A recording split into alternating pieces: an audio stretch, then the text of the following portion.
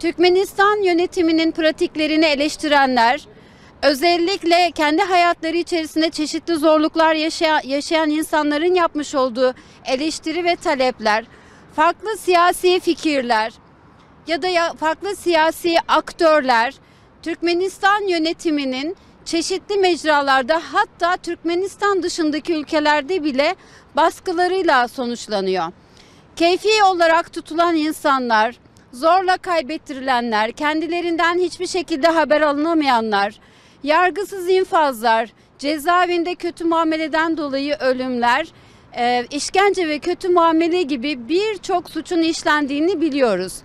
Dilekçemiz içerisinde çok sayıda fotoğraf, delil, belge, hatta Türkmenistan cezaevlerinde hayatını kaybeden insanların isimleri ve hikayeleri, bir şekilde Türkmenistan'da kaybettirilmiş insanlar, Türkiye'de yaşayıp Türkiye'deki bazı Türkmenistan tarafından gönderilmiş kişiler tarafından yapılan tehditlere dair belgeler, pasaport ve benzeri evraklarının, seyahatlerinin ve doğum, evlilik gibi bazı işlemlerle ilgili evrakların düzenlenmemesini eleştirdiği için taciz ve baskıya uğrayan mağdurların delil ve belgelerini dosyada suç duyurusu dilekçemizde sunduk. Ben burada 15 seneden beri Türkiye'deyim. Benim 2 tane çocuğum var. Ve ben konsolosluğu yüzünden, bizim devlet yüzünden o çocuklara kimlik alamadım. Benim eşim Türk vatandaşı. Çocukların kimliği yapamıyoruz. Konsolosluğu beni sürekli eve gönderiyor. Eve hak hukukunu talep eden vaktinde beni Türkmenistan'da baskının altında, bizim ailemiz baskımız altında oluyor. Biz adalet talep ediyoruz.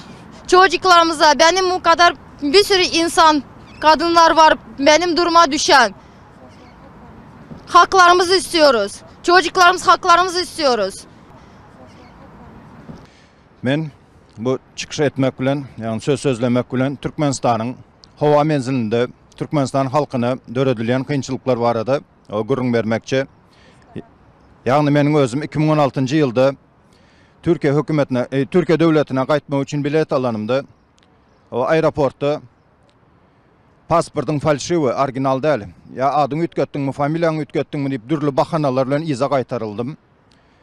Migrasiya bölümüne barıp anıklasam, Türkmenistan'ın Migrasiya Kanunu'nun 30. maddasının 8. punktu esasında qaytarıldın deyile. Yani bir yerde belli bir kurama, bir yerde bir hili sözlep, başka yerde başka hili sözleyem. Bu diktatörlük değil de eysem neme deyip at vermeli. Yani onların aytmaklarına göre men pasporta deymek özüm öz öyünde yasan olmalı.